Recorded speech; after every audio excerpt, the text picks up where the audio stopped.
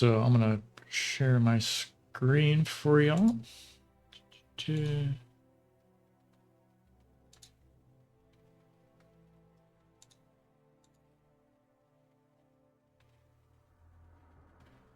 All right, and I'm gonna post in the Bar Academy. Well, maybe I won't have to go through that. Last time we did this, I had a little like sign up sheet where people could put their like in-game name and Discord name and kind of find each other if they're interested in practicing, like doing little breakout groups after this. But also wanted to get a feel for everyone's skill level too. Maybe I'll post that here in the Bar Academy chat.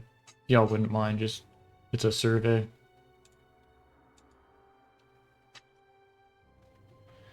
Fill that out. Let me know where you're at in your 1v1 experience if you can. I just posted that in the Bar Academy. And let me bring up a quick little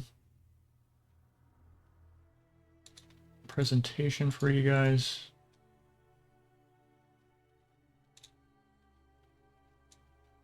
Hopefully that we have edit capabilities for these. I think we kind of edit this survey. Oh, okay. Can you like respond to it? I'm not sure. Okay. Let me get a new link here. Yeah, we can edit it. Okay. Let me find a new one to post in here.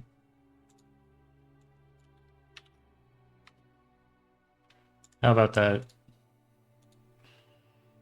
Right. Okay. All right. Yes. Cool. Let me just check, make sure everything's being picked up here.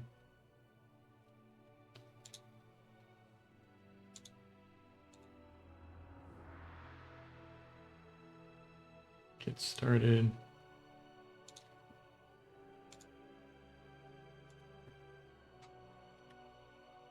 All right, so welcome everyone who's here. Seen a couple of you around hanging out at the Bar Academy. This is just going to be a quick little like PowerPoint thing I'm going to run through real fast, and then we'll get into some like replay reviews and maybe some like breakout games. So like I said, feel free to ask me questions if you like. Here's a little preview of the topics. We got the survey out there. I can take a look at the responses after the fact. That'll help me when we go through the replays together. So yeah, I'm Barcast. I organized that 1v1 Bar Pro League. Don't know if any of y'all saw that, but that was just wrapped up a couple of weeks ago. So something to get involved in if you're looking to maybe get in the more competitive side of 1v1s. It's a great way to get experience and playing like that best of 3 format. So pretty cool little league there. I play it myself. It's a lot of fun. Here's a link to the survey. We got that in the Bar Academy if you haven't had a chance to fill that out. Why 1v1s? It's a great way to improve outside of team games. Oh, hey, Autopilot, just see you showing up. It's a great way to improve and find like where your weaknesses are at. That'll be exposed pretty quickly in the format. And a nice thing about it is there's no matchmaking here in bars, so it's a great way to meet people in that lobby system we get to enjoy together. So it's another thing. Basically, what I wanted to kind of take away, or it's just like give you a way to answer some questions yourself. So that might be a little more complicated than it seems. Might not get to that, but and then when all else fails, watch your replays. It's a great way to learn and improve, especially if you lose. There's a lot of great players to play against, and it's a great way to learn. So, and I would say it will improve you quicker than just spamming games. This is a quote I got from Andy. I asked him a while ago just to kind of give me his 2 cents on what advice he would give lower level players, right? So here's a nice quote from him. The main theme I thought of was average players should focus on having balanced energy and build power. Metal is often what should be the limiting factor based on how much ground you can take. but often I say players either under or over building both energy and build power. Make sure these things are proportional to the metal you're able to claim.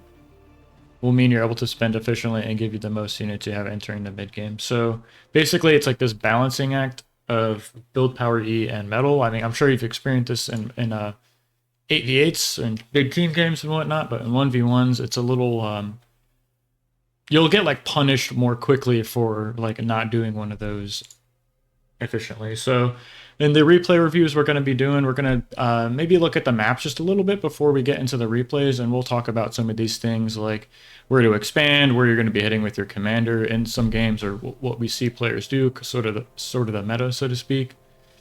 Unit compositions, like we'll evaluate, is it a solar, is it a wind map, you know, where, so on and so forth. So basically we have two options, bots and vehicles. All of them are pretty viable, like core bots, core vehicles, arm bots, arm vehicles.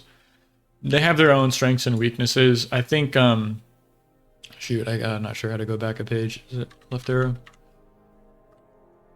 Yeah, it's kind of like a stylistic thing. If the map was like equal, like say you could play bots or vehicles on either, it was pretty balanced. I think it's just a stylistic point at that choice. So pick your poison. I'd recommend practicing both, or you know, just getting familiar with both, because you'll understand like what's good or bad in both of those categories. So we only have two races at the moment in bar, arm versus core. So some advantages I see for both of these and the different matchups is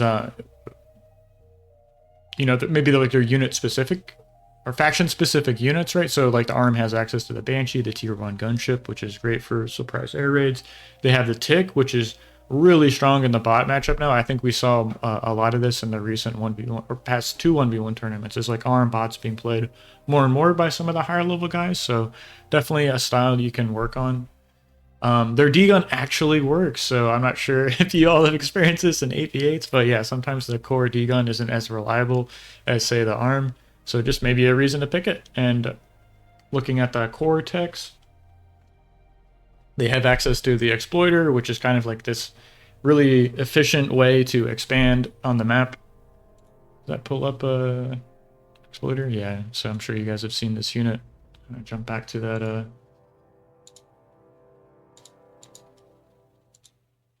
here we are, sorry about that. They have access to the grunt, which is just super strong in 1v1s in general. It's like a really stable, balanced way to enter the early and the mid game. And then they have the paralyzer drones. If you guys haven't seen those, it's like this T1 air unit that can EMP or paralyze units. Super great at stopping raids and also raiding. Like you can hit a couple of single LLTs with them. It's pretty good. And they also have the Thug, which is a little bit better, I'd say, than its arm counterpart. And that's just a plasma bot you can use to kind of push commanders and maybe entrenched positions. So one of the weaknesses of core is just if you get core bots versus core vehicles, incisors are really strong against grunts, so that's just a little bit of weakness. And then looking at arm, some of the weaknesses would be that arm bots versus core bots matchup, but that might not be the case with the recent balance change. Well, it's not so recent, but they definitely made it a little more even than it used to be, it seems. So yeah, this is just more of what we'll be talking about, like economy scaling, unit composition, build orders, and commander positioning. I have in this spreadsheet a couple of basic build orders with replay links, so I'll post this in the Academy chat. You guys can maybe use it for your own reference. So here's just like a standard bot lab open. You can take this, this works in just like a lot of maps, frankly. So, and here's a nice replay for it. Here's a vehicle open on a low wind map and a vehicle open on a high wind map. So got these here for you guys to review and reference. Here's some quick shorthand note about economy, right? So energy converters, don't make them in 1v1s unless you've claimed all the mexes that are like on your side of the map, like half map. Maybe a caveat to this would be like, unless you're really egregiously like accessing E, which at that point, it's like, it's not that you need to be making energy converters. It's like, you need to fix like what you're doing, like macro wise. So, they do have a place in 1v1. So energy storage is really kind of critical for scaling in a lot of ways. And maybe more important for, well, it's just equally important for ARM and Core, whether or not you're playing bots or vehicles. So a little rule of thumb I use, like you can adapt this for your own. I just build them around 275 E per second. And just something to note is Cloak costs 100 E per second while standing and 1000 E per second while moving. And the D-Gun's 500 E per shot. So having this energy storage will help with your some of the commander abilities, along with stabilizing your economy on wind maps when like wind's dropping. So number 3, advanced solars. Still kind of on the fence about this.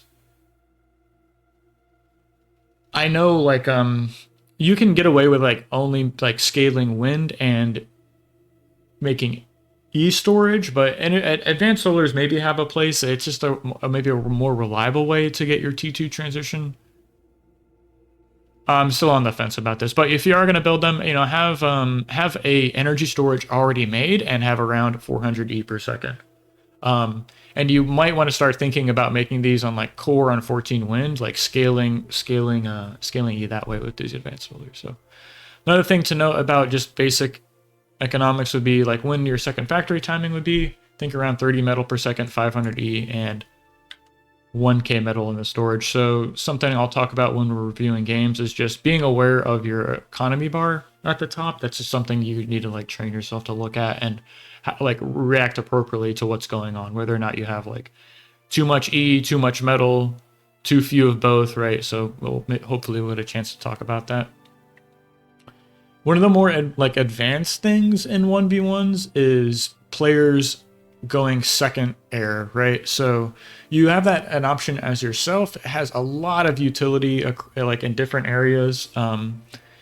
So as you develop your skills, this is something you might want to start thinking about using, like pulling into your own play. So of course you have access to the transport, which I think of as like a get out of jail free card with your commander. If you're in this like sticky situation, you'll have the tech to quickly get him out of like a bad position once you kind of get into the mid game, which like I'd kind of characterize the mid game as like when we start thinking about putting down a second factory, right? They have access to great harassing units, either Core or ARM, like Paralyzer drones and gunships. You can do like a couple quick bombers. It's just a great way to get an advantage over your opponent. The scouting is really, really strong. And of course, if your opponent has gone air, you'll have access to fighters as well, because you really don't want to be making... Well, you have like two choices. You can combat air with your own fighters, or just going like putting static defense like everywhere, which... I think one's a little better. Like I like having mobile units over static air defense. So I kind of lean towards having air myself. Here's some. We've just made this recent change in bar where everyone kind of got automatically put on grid. Hopefully you guys are using that.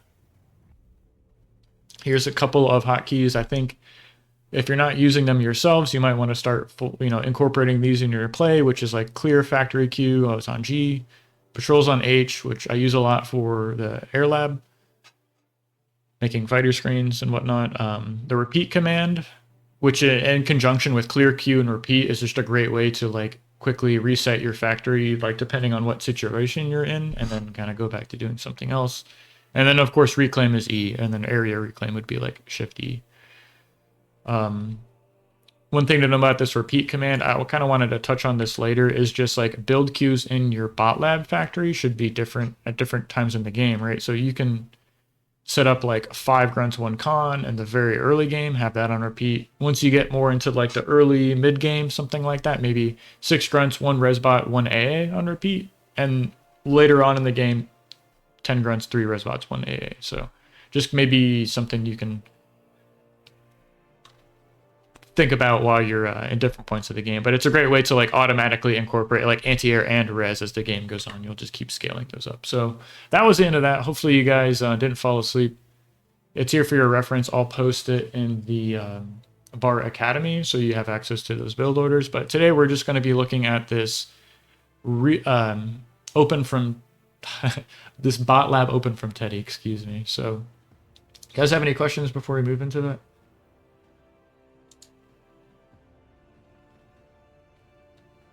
No worries. I see Carlson, you're here. What's up, man? Autopilot, who just hit 50 OS. Congrats, man. Oh, Yudi also is here. What's going on? I think I saw him here. Yeah, there was that. So Definitely some higher level 1v1 players. If you get a chance, get a game off them. Watch the replay. Chisato, this is a game versus you, actually. I'm going to bring up this Teddy replay for us real fast. Actually, I already have it downloaded. Maybe you can share your comments on this.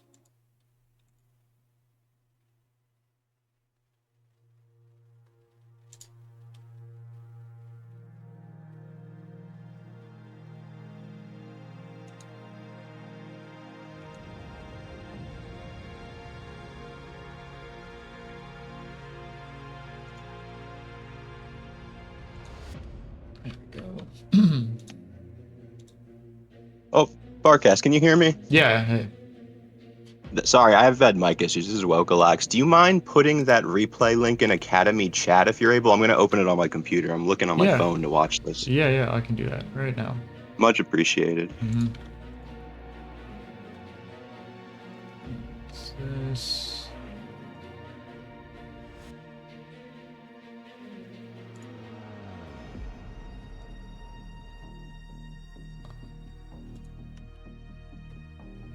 I'm gonna have to reload into this replay for you guys. Sorry about that.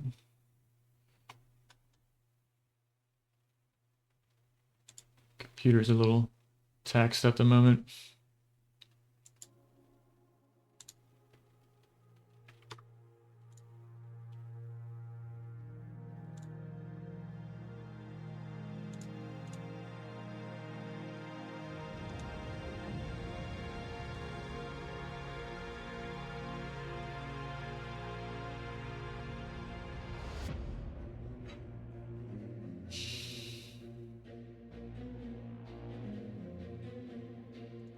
There we go.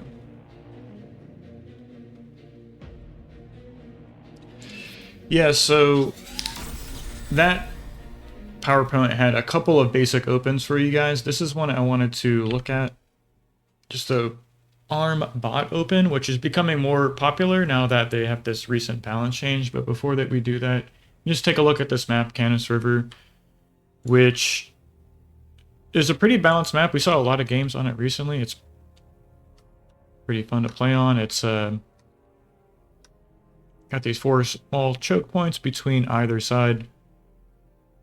A bunch of E reclaim. There's so much E on this map, which makes it a little easier to play bots. So something to note, you see a lot of players end up opting for vehicles on this map, just given the nature of the flat terrain. But I think in this game we saw both players go bots, but let's get into this. So we're going to look from Teddy's perspective and just look at how he spends his starting metal, where he's expanding to, what unit composition he's going out of his factory. So we'll try and pause at various points and just maybe I'll share my thoughts or pick apart what he's doing. So this is maybe a little more of an advanced open, but it's just like 1 mex ticks, right? So you end up getting these like early attacking units on the board pretty quickly, and that lets you scout, it lets you get some potential damage. So if you're comfortable with like your multitasking, like expanding and harassing at the same time, this is the build for you.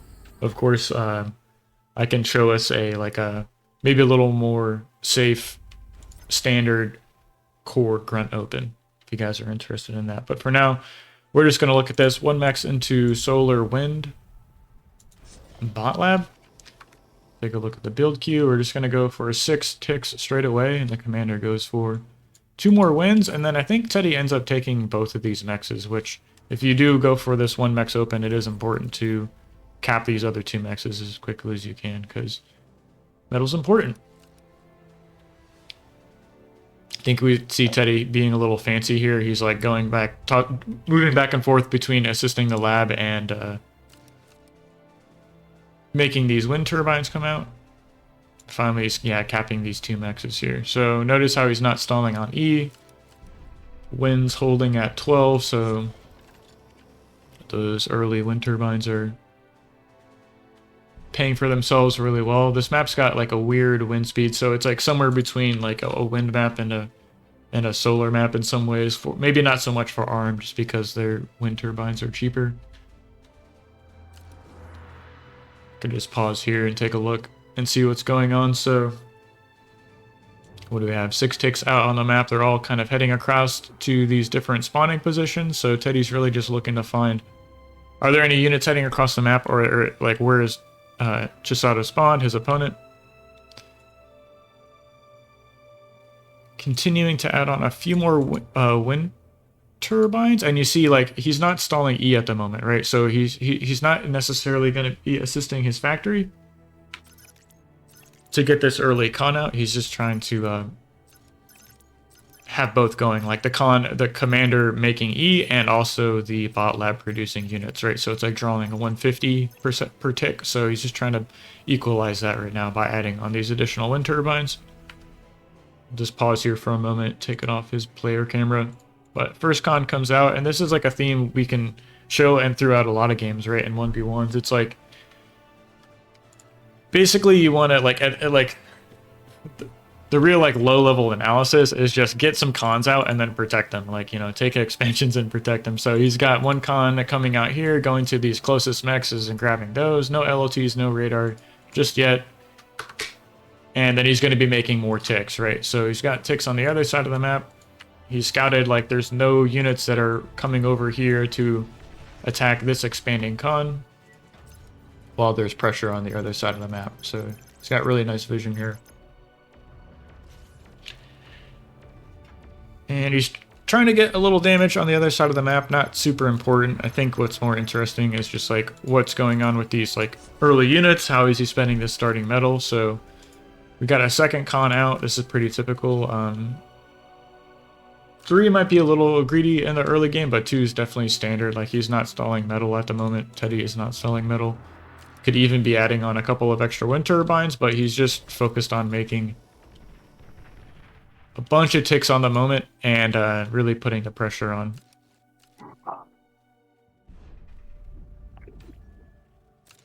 Can I ask a quick question here? Yeah, of course.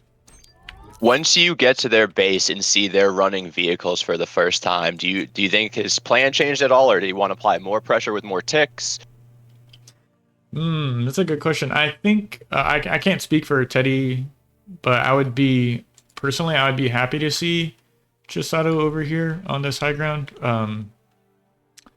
because that means he's going to be like expanding this way, and you can exploit like these hills right here, right? So I think you see he's got an LLT right here, but for the ticks right now, it's like a nice position to basically just contain him and keep the pressure on, because as long as you can force them to keep scouts and defend run-bys and stuff at home, right? You're kind of free to expand on the other side of the map. So yeah. Maybe awesome, maybe he adds on like a little more build power. We'll have to see. Like, I mean, we can go back and rewatch. Like, did he change the build queue at all? But I think he was always just going to be like making 2 cons. Yeah, and it's then, just like, on 20 ticks still. I don't think he changed it. Yeah.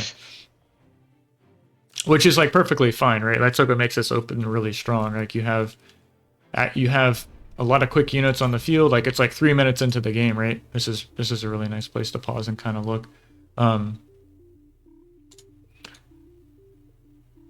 Down on metal produced, right? Even on energy produced. But I think if we look at the positions here, like we have one con that's cap 2 mexes can easily take another one, and then another con taking 3 mexes. So we'll be on 9 mexes fairly quickly.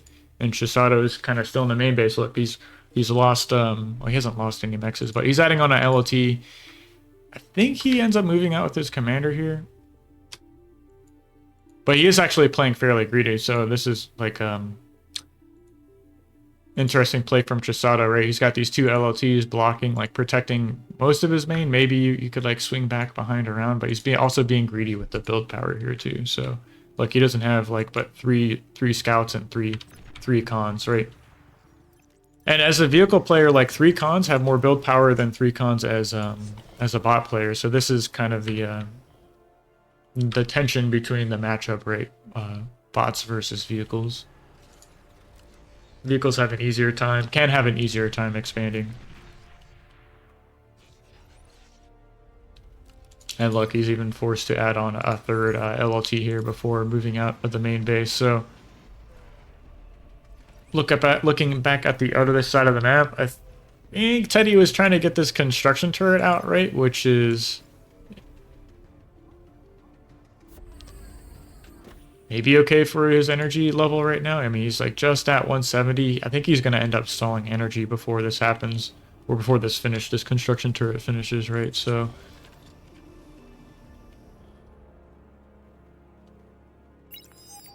yeah, he ends up kind of like not assisting this for now. Does he end up adding on a solar? I don't. He's trying to do a couple things at once, right? He's like defending against this run by while expanding and harassing on the other side of the map. So it's not the end of the world that he's making a little mistake right here, but definitely a bit of a macro mistake here, like 390 metal. Is that?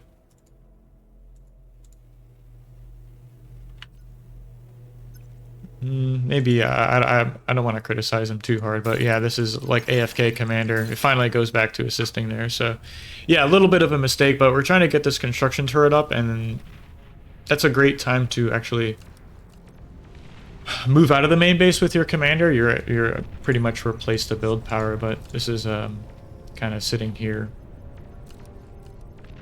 decaying away at the moment. I'm wondering if this is intentional or not, but I think that's a bit of a mistake here, like having this bit built like 50% built and not finishing it. So maybe he was just trying to get his E-bar to fill back up, or a couple of these mexes to finish.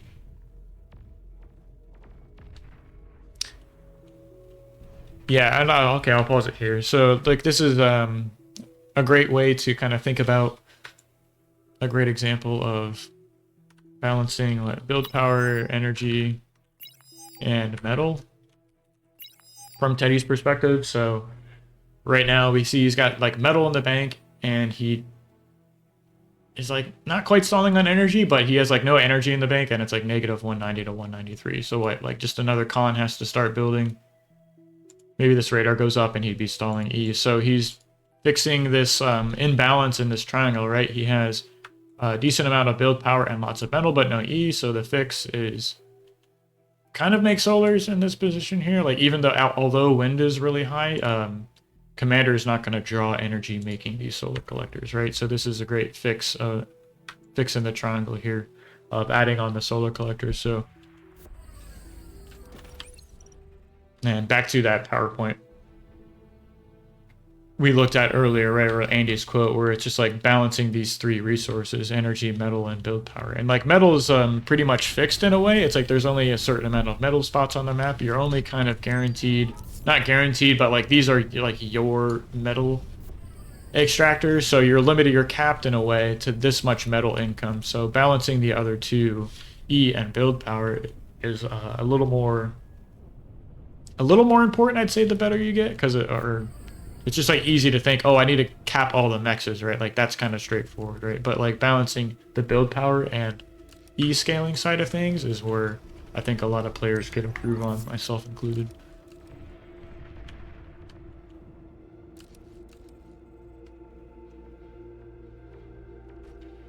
So we can pause here and take a look at the situation, right? Can move on to another replay shortly after this, but I just want to kind of just wanted to cover this style of play, arm bots on this like wide open map. I think it's pretty viable. We can look at like a core bots open, something like that, but this is just a great example of how to get a bunch of cons out on the map expanding. Look, we're up to 1, 2, 3 cons expanding, right? We've got decent amount of like metal in the bank. We could like be adding on more build power. We see that right here. This construction turret's about to go down. So yeah, I think the next step we'd see from Teddy is like adding on some kind of energy storage, right? If I can add something, yeah, for the beginners. Yeah. Every time I play online, I see people like walking out their base, like walking far out their base. And maybe something to add to just not like move your commander too far out of your base so that you easily can just destroy somebody else.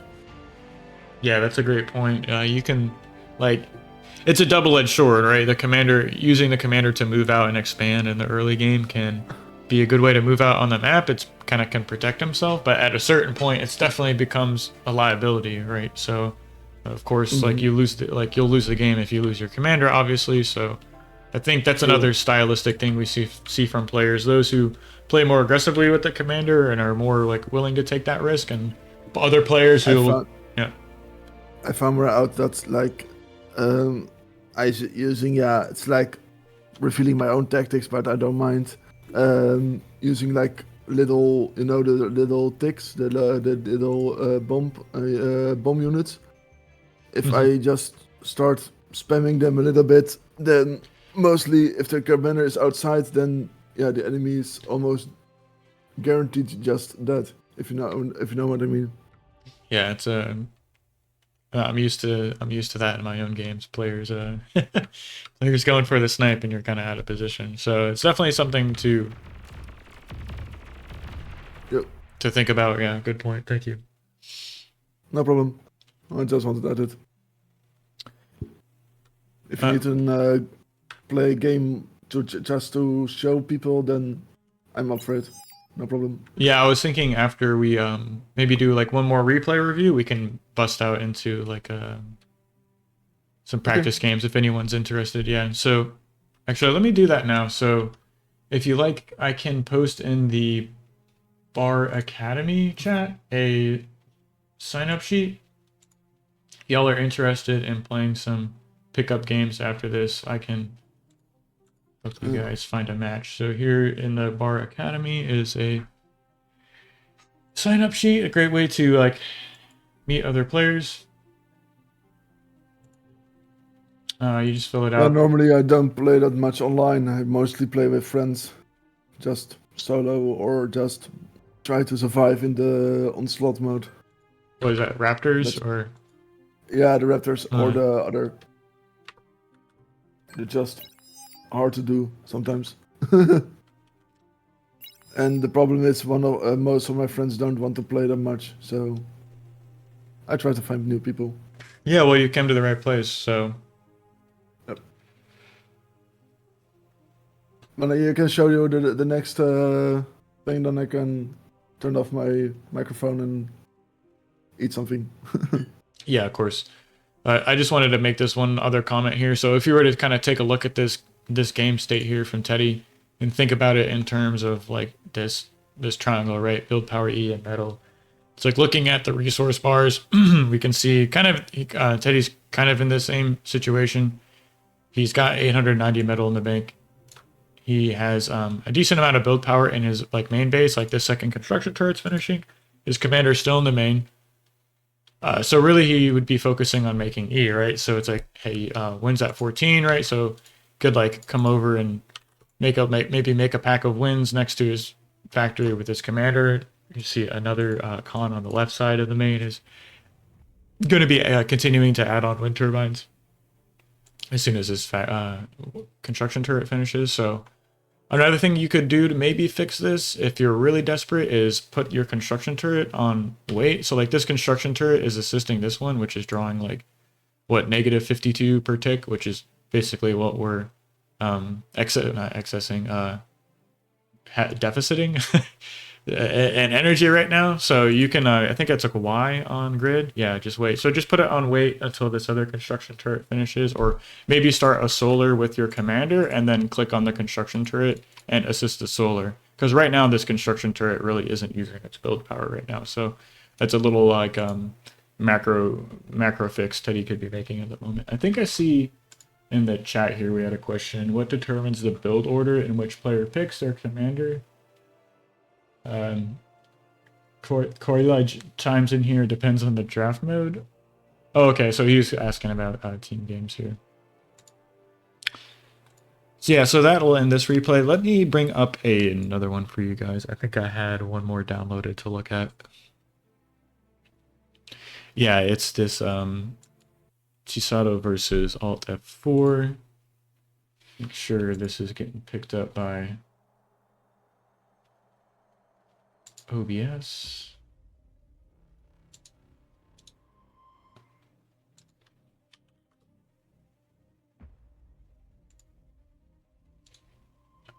Is there any other mentors in the chat right now? I'm trying to look through this. Nutty Wombat, I see you're here. Hey, man, can you chime in? Yep, what's up? Hey, do you mind introducing yourself and just talking about the Bar Academy? I think most players might know about it, but if they aren't, don't. Really. Yeah, absolutely. So it's just a channel that we've got here where myself, Barcats, and a whole bunch of other mentors essentially accept replay reviews, and we'll do analysis for you guys and leave notes kind of asynchronously for you so that you don't need to like schedule time with a coach or anything like that. And we'll just try to give you some helpful information on how you can maybe improve at the game in general. So definitely feel free to reach out to us. Battle There's started. a whole bunch of us that hang out in there. More than happy to help out you guys with any questions that you might have regarding the game. Right on, appreciate that, man. Also see South Dorksy in here just for a moment. Right on. So this was the next match I wanted to look at. This is actually on the PowerPoint presentation. So this build order, this is the video or replay associated with that build order. So it's going to be core bots on Acetus Crack, more of a wind map, but we can see how Chisato actually adjusts his build accordingly. So pretty cool on the fly thing we see players kind of have to do, which is makes it in some ways difficult to give really defined build orders, because like it can be so dependent on the wind and E. So you really have to be able to kind of adapt your play and open just depending on the situation at hand. And of course, contending with the wind is one of those situations. So yeah, like I said, this is Acetus Crack, which is maybe more of a vehicle map. We see it's very flat, but then of course it has a couple of these like plateaus with mexes on it. There's some great like radar positions and high grounds that are actually only accessible by like air and transports and drops. So pretty fun map. It's got this big crevasse in the middle that's impassable, so it forces units to go around it on either side.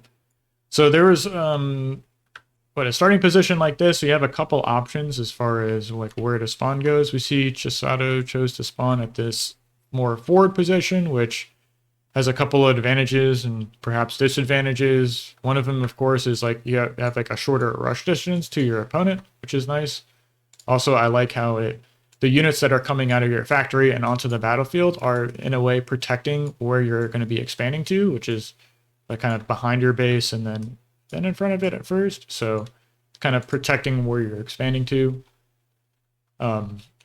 Maybe perhaps one of the weaknesses would be you have the same thing. Your opponent's rush distance is also very short to you. So we see Alt F4 chose to spawn on this high ground here, which you protect yourself against vehicles, but you're kind of immediately at a disadvantage to a player who goes for a 3-mech spot. They're actually just up 1 mechs immediately at the start of the game. So maybe Alt F4 can capitalize on that somehow as this game goes on. But yeah, that's just kind of my thoughts about maybe where to spawn at. There's a couple other spawning positions that you can pick. Personally, I actually like this one here, but you're a little more tucked up and protected, and like you can put your winds a little farther away. And I don't know, I just like spawning here, but it's like you can really spawn anywhere. There's no right answer.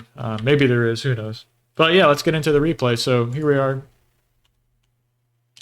Chisato is going to be playing core bots here. And he does a really cool trick, actually trying to get this third solar up. We can take a note, or sorry, third mechs up.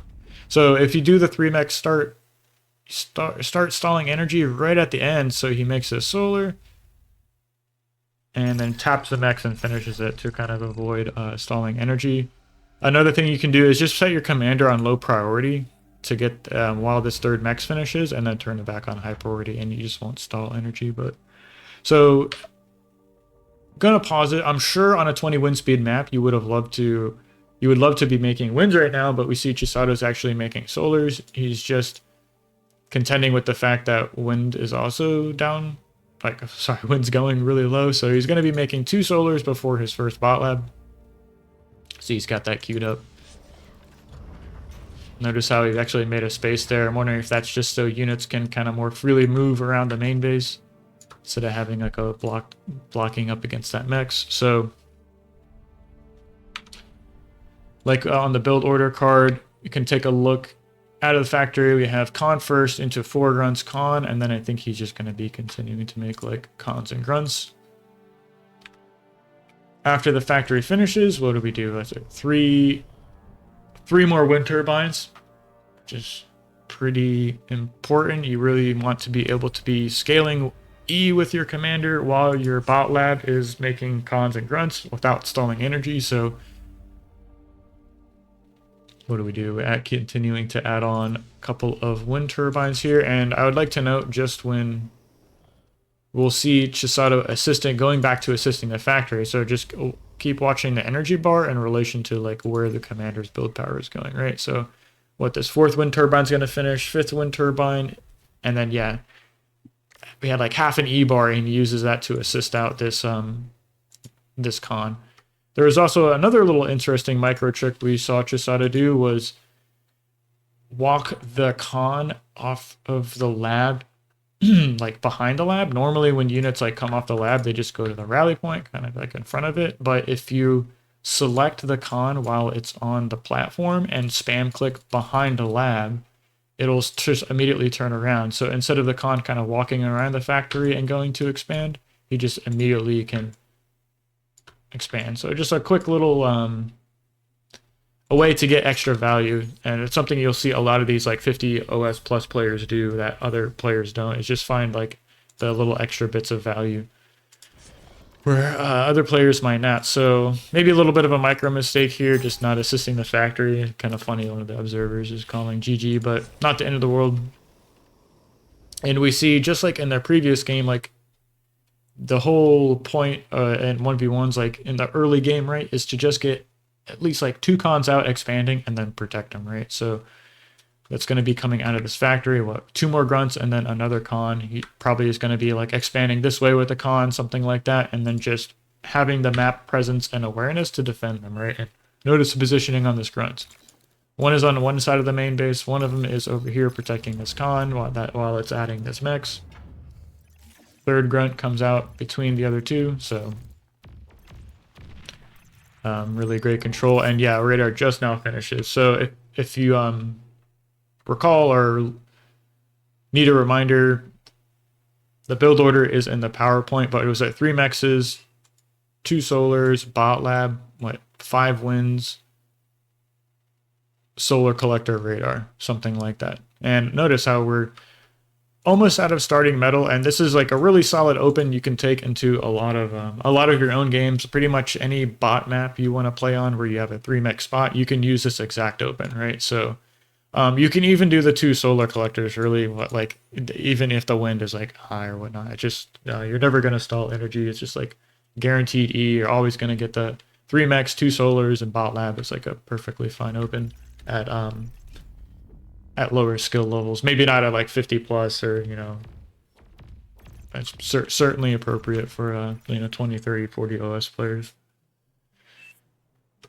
There's an interesting thing that actually happens in this match here. So Chisato adds on the 4th solar collector here to balance out his E that was dropping really low. But notice how, pause the game, make the triangle again, we can look at what E, build power, and metal, right? So what do we have now? Where's the imbalance? It looks like we have E, right, plus 197, or even like starting to excess just a little.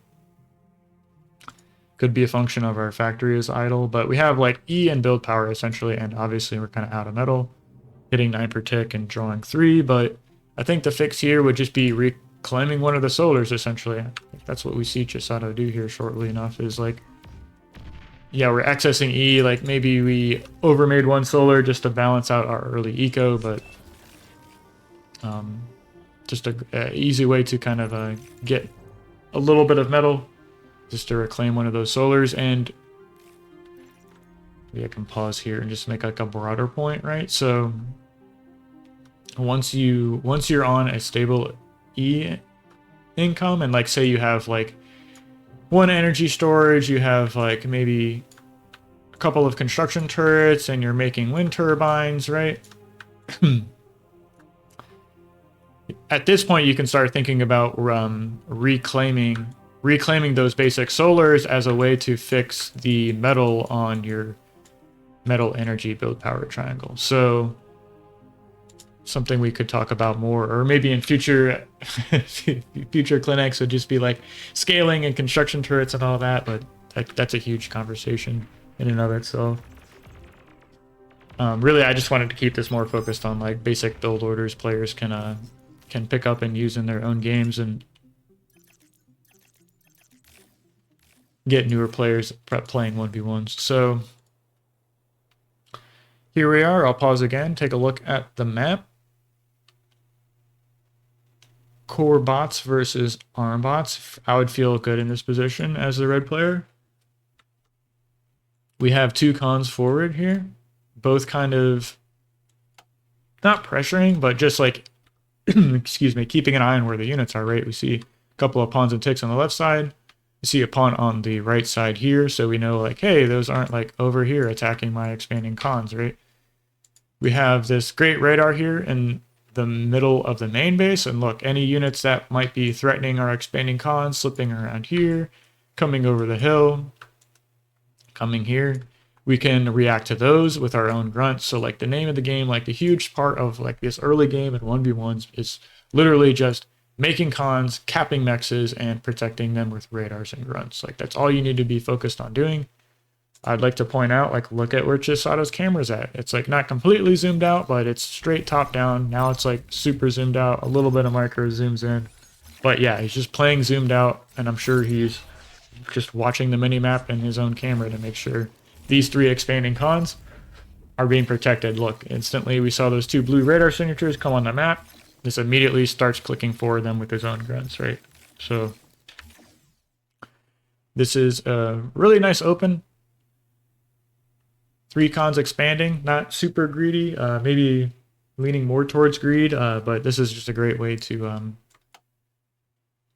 something you can emulate in your own games, pretty much exactly, right? Just the build order, the build queue, like the positioning of the grunts, like the radar timing, when he's making LOTs, like all this stuff is just like get three cons expanding, three cons expanding, and then protect them with grunts and radars. I wish I could say it again, but that's and here we are, only 3 minutes and 50 seconds into the game, right?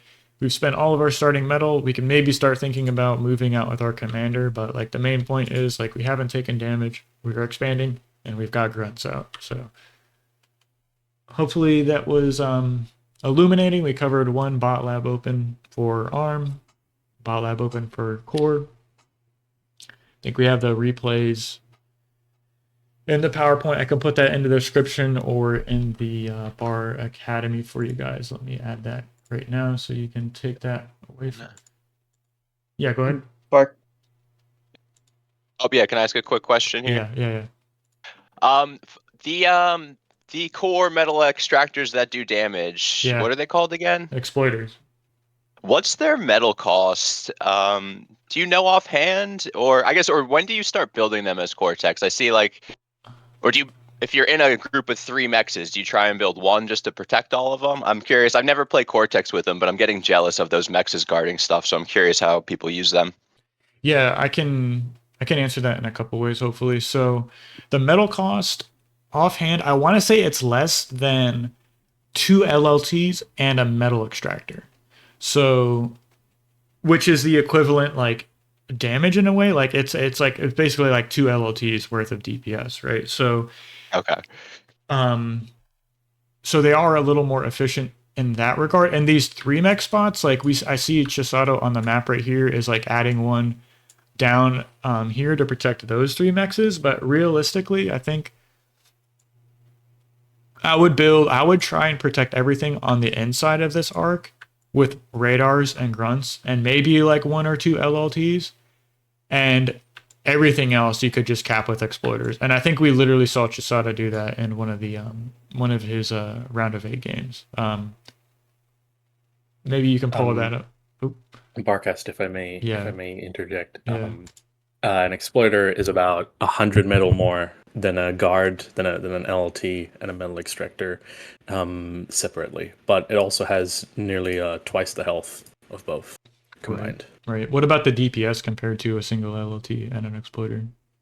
It's the same. The Exploiter and the LLT have the same exact DPS, same exact range. Oh, okay. So I think the big thing is your BP. It like lowers the BP cost instead of Yeah, doing. they're really fast to build compared to MX and an Right. LLT. also, I'd add is they're a little more APM efficient. It's just like a single click instead of like clicking twice to add like a metal extractor and an LLT. It's 2 clicks. Exploiter's 1, so a little easier to queue them up across the map. The Exploiter's build time is the exact same as the LLT as well. Wow, that's thank you for clarifying. I actually thought they did a little more damage than 2 LLTs, but or like more than 1 at least. But yeah, that's good to know actually. Thanks for that. And Awesome. Yeah. oh, Sorry, I appreciate those answers. yeah. So basically, I think just to reiterate is like I wouldn't build them too close to your main where you should be able to be able to defend them with like radar and units, right? But past like some point, may figure it out. But just you can literally make everything exploiters and like worry about doing other things, right? Like fixing the build power E metal triangle, which is like this is like the thing I've been focusing on in my own games. I might not be perfect at it, but yeah, I mean realistically, you can pause the game at any time and kind of analyze like what mistake am I making in relation to like balancing build power, metal, and energy. And I'm sure you can point some out in your own game. So I would use this as a tool to analyze your own play. Hey, Barkas, I had one more question about like build power in the base. Yeah. In your finals interview with Yudi, he was Mhm. saying something along the lines of like when he feels pressured, he would rather build cons in the base than building construction turrets. I Mhm. don't know if your Yudi could speak more about that, like what the pros and cons are for like Mm-mm. yeah, why you would build one over the other. All I can think of right now is like I mean the cons allow you to expand later, but I know Right. like the nano turrets have a little bit better efficiency. Yudi, can you speak to that if you're here, my friend? Or if not, I can maybe share my thoughts. Oh, hello. No, I was not prepared for this. What did you say? Oh, I can. So in our interview we did after the finals, you mentioned that if you're feeling pressured, you build constructors over con turrets. Is that something Oh, you I call, see. or like what's your reasoning behind that? Yeah, let me try my best to explain. So, if you feel pressured, you wanna free yourself from the pressure, right? But if you feel yourself from the pressure, the thing you want to do immediately afterwards is to expand to your maxes, right? If you make a counter it, you're not gonna be able to do that, right? Like there are enemy units in my base. I want to deal with those, and once you clear the units, you want to expand to your max. Now that you're free to expand without being pressured, you can expand. But if you make a counter, you're not going to be able to do that. So you're going to be behind economically. That's like the difference. The follow up. Okay, that's a great reasoning. Awesome, thanks. I also heard from Ragna like years ago that I believe T1 bot cons are the most efficient source of build power after accounting for their energy production. Something like that. I don't know. Well, regardless, like in this like early phase of like 1v1s, like you basically want to be expanding, so it's like you're gonna be making cons. But maybe a point to follow up on what Yudi was saying is like if like say you had like an expansion over here, right? You had these 3 mexes capped, and you know like units are coming in and they're gonna be able to clear it out, right? When you see those units over here and you have that thought, oh, I'm gonna lose this expansion over here, you can already tell a con to go and move there, right? So it's like, yeah, you deal with this eventually and like you clear the units out, but the con is already on the way to like replace this, right? So you don't want to wait till like after this is cleared out, like the enemy's moved through and is like attacking something else to then go and replace the con or try and recapture those. Like as soon as you know something's gonna be like you're gonna lose an area on the map, just go and replace that build power. I see, because it's gonna take a while to like walk it there. So that's unless you have like transports handy. But just something I think also Ragnar told me is just replace the build power if you're getting raided. Yeah. Do you guys have any more questions? We can go out, but like if not, we can move into like maybe some breakout games or we can watch a match between 2 players, something like that. But it's up to y'all. I have quite a few people here. If not, I think I have another replay we can review as well too. So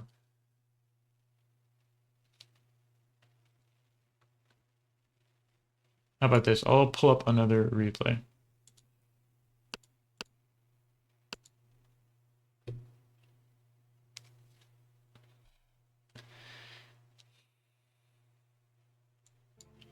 I think this was actually taken from the finals, this Teddy versus Chisato game on Isida's Crack. So we'll get maybe a little more, we'll go a little farther into this replay and see like exactly when he starts making exploiters. Can I speak for a sec? Of course, yeah. If you guys have any questions about what I do, I can answer it. I actually just came here to hear, but I can help a bit with the coaching. No problem. Yeah, that's a kind of, well, it's nice to have you here, a little coincidental, but I was like pulling together replays to go over, and of course, like, Yeah, I was not really doing anything, and I just saw the clinic, and I almost forgot about it until I saw the notification. Yeah, nice. Well, glad you joined us. So let me pull this up and make sure this is picked up. Okay.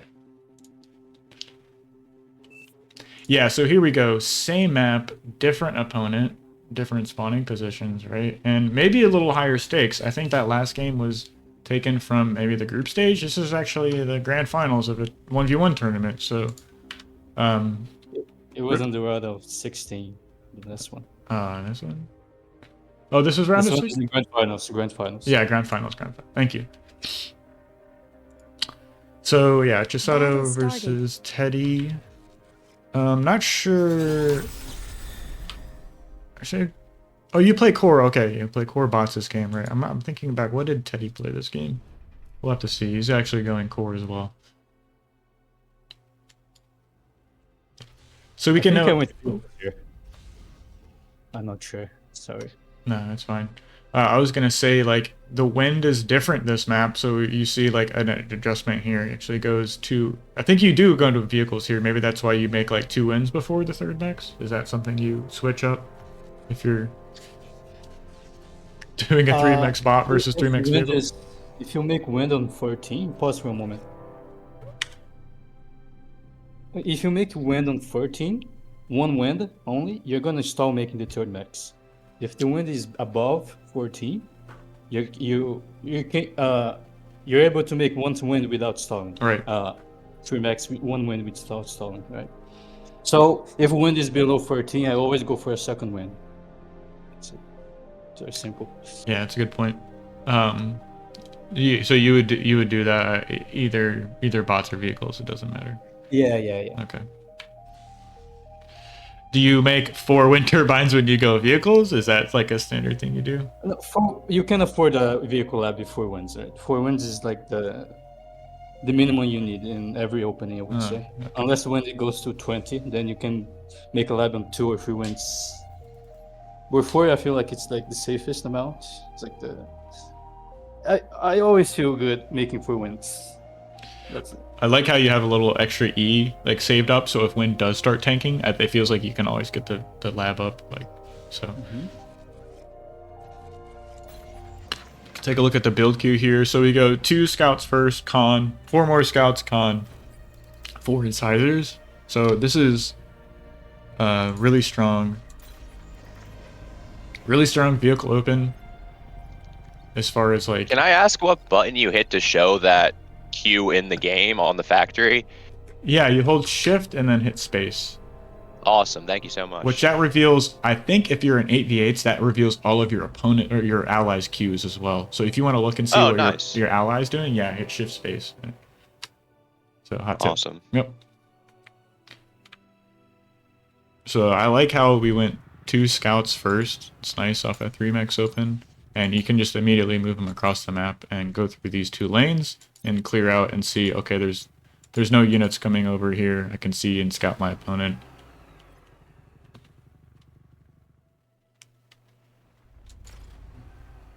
First con comes out, does the same thing, right? Captain mexes. LLT mex. Capping mexes LLT, and then once we get to the end of this expansion queue, we just add on wins in the back. So it's like we're making use of this build power, to expand in the early game, and then just transitioning into scaling E kind of. It's also maybe a nice thing too is like this is like pretty much the farthest you could make your energy away from your opponent, so it's like a little more protected in that regard. If Teddy was going to be attacking, he would be run into other things hopefully before he gets to those wins, so they're kind of protected by proxy, something like that.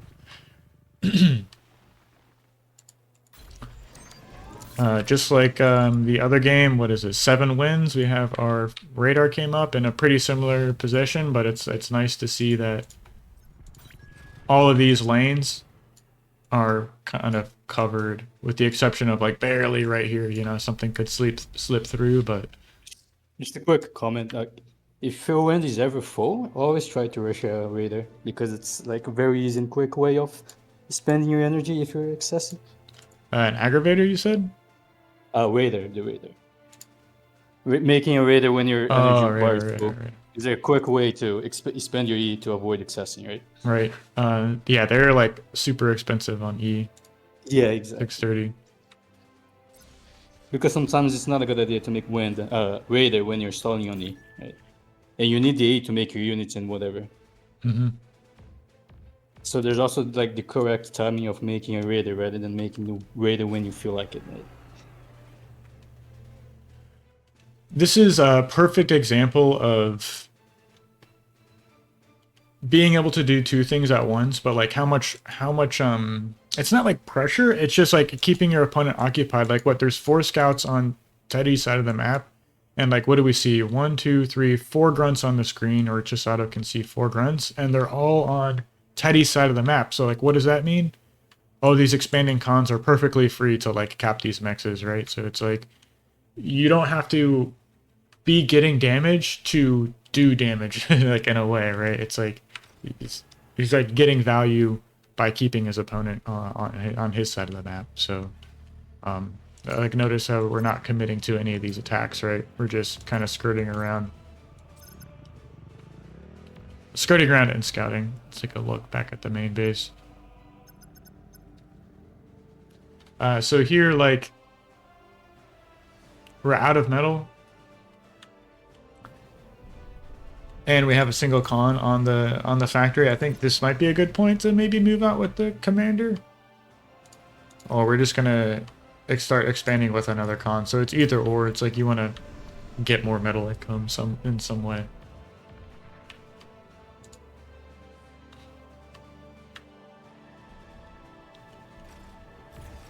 I'll pause here. This is just another interesting thing to note. 3 minutes 15 seconds into the game.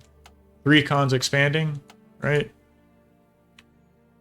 Commander is fixing the imbalance in the triangle, right? We're like having tons of E right now, so we're just making a single energy converter to balance that out, and even adding 2 more cons, right? So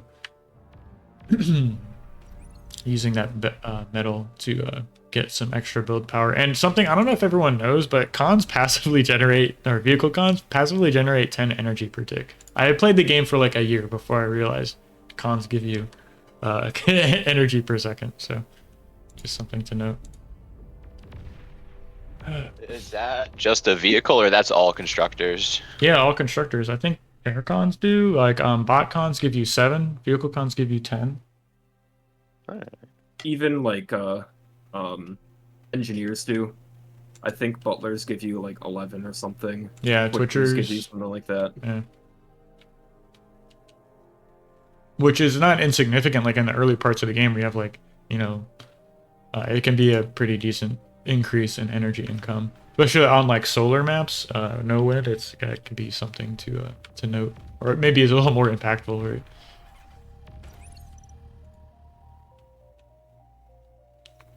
So more of the same here. 3 cons expanding, but we have another forward radar coming up. These units are kind of out and about, pressuring, keeping Teddy busy. We've got these really nice scouts on either side of the map. We're like protecting, okay, this lane is covered like visually, this lane is covered visually here, so we can see, okay, there's no pressure or attacks coming. that are going to be threatening anything expanding on the right side of our main base, south or right. So it just means you're kind of free to not naked expand, right? But it's like just a good spot to be in, right?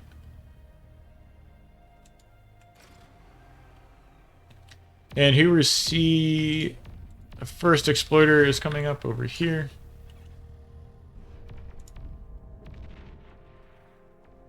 Which is a really efficient, like, thank you for correcting me on that, a really efficient way of spending some of your metal, like 240 metal, 1900 energy, but not sure exactly where you see the same build power cost as one LLT, but something to note.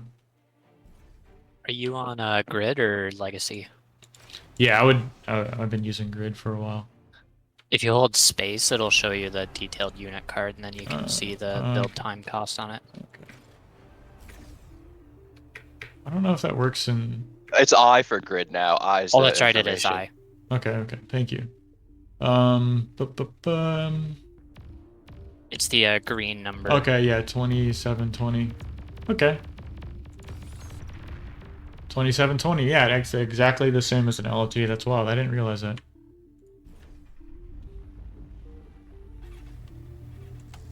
And I have to start rethinking, because like I was leaning away from using exploiters just because they're kind of metal expensive, like more like naked expanding, but knowing that I might have to start adding those.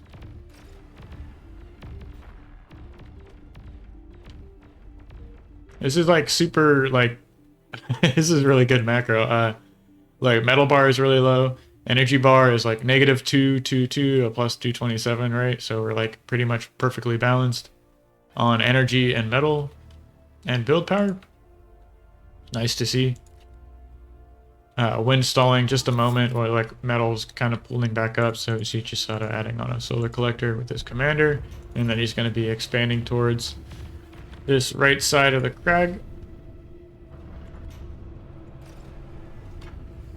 And yeah, there we are, 6 minutes into the game. Really nice spot here. We've got our little quadrant of the map secure. I think we end up seeing Chisada making a muskrat here, which amphibious cons can actually get up this hill right here. Cap those mexes and like start adding on wins. But we got a con over here just making exploiters. This con making exploiters, right? And a single construction turret in the main base. And like, look at this repeat queue, right? 2 cons, 5 incisors, 1 rascal on repeat. So just scaling our build power, kind of not set it and forget it, but just automating that part of the game. Like, we also see like there's another point in here I can bring us to, is like when we see multiple con turrets surrounding the factory with multiple cons scaling energy. This is something Chisada is really good at, but I think Autopilot, you're also really strong at that. I don't know if you're still here. Yeah. I noticed you're just really good at continuously scaling this build power in E, which if you end up accessing at a certain point, you can just start adding on energy converters, right? Which is I guess a way you can get an economic advantage over your opponent. So you get the split map, right? Well, if you've been scaling E better than him the whole time and have more energy converters, well, yeah, you'll have an eco lead. So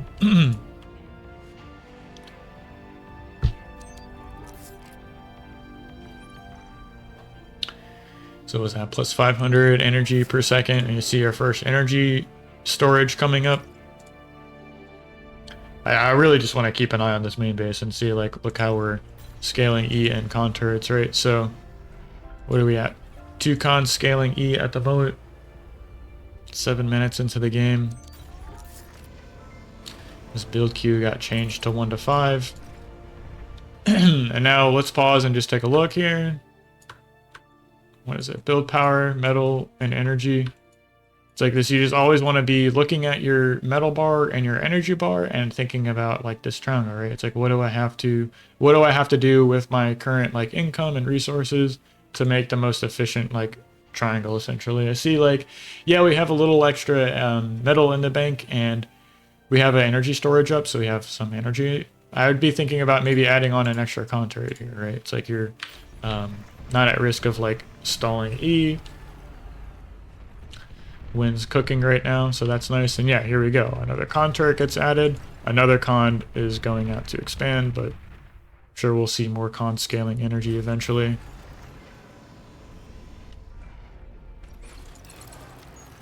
So we just saw the build queue got changed. 8 minutes, 14 seconds into the game.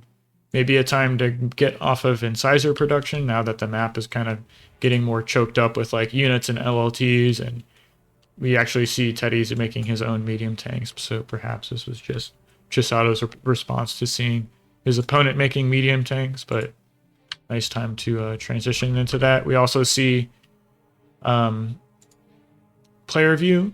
Okay, so we have full energy bar, kind of stalling on metal, and we have energy storage. So what does that mean? Reclaim basic solars. So that's exactly what I see Chisato doing.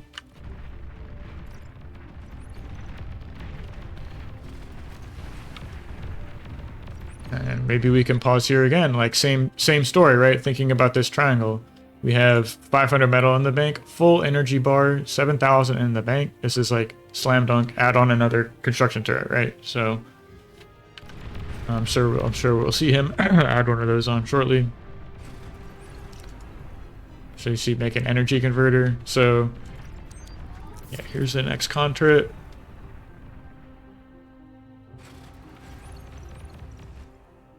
So some things to think about, like if you've taken all your mexes, Chisato, feel free to disagree with me, but if you've split the map in half and you're floating E and a full E bar, and like that's when you can start making like energy converters. Like I wouldn't be thinking about making like energy converters past like getting all the mexes that are available to you. So Yeah, that's right. You're absolutely correct. And this is really the spot you want to be in right here. So 4 con turrets around the factory. We have 1, maybe 2 con scaling E. This one right now is just adding on. It's going to be adding on a air lab, but we actually, sorry, I've been missing this con in the back. It's also scaling E, and then this muskrat is gonna just be adding on wind turbines as soon as it caps those 2 mexes. So can take a pause here and think about, yeah, this is like kind of like second factory timing, right? It's like we have a healthy economy over 500 E per second. We're floating a little bit of metal, so add on another construction turret and get a second lab. So you could have gone like vehicle lab or air lab here. I think Teddy opted for a vehicle lab that's over here, but apart from the one in his main base. So Teddy's been on 2 labs for a little bit. So we're gonna be making our own second lab. This is a little map specific, going aircon first. I don't think you'd see most players doing this out of a second lab on every map, but just adding those to cap these high mexes here. Yeah, so I didn't really want to get like too far into the weeds in these replays. Mostly I was just like wanting to give maybe some newer players here, if you are new to 1v1, some of the tools that will let you, opens to get into the format, start playing ones, and you're not like, kind of in the dark about what to do. It's basically just in the early game, make cons, protect them with grunts and radars or ticks and pawns, and always be aware of your income and resource bars, like looking at your metal and energy bars, and then balancing that in relation to your build power, metal, and E.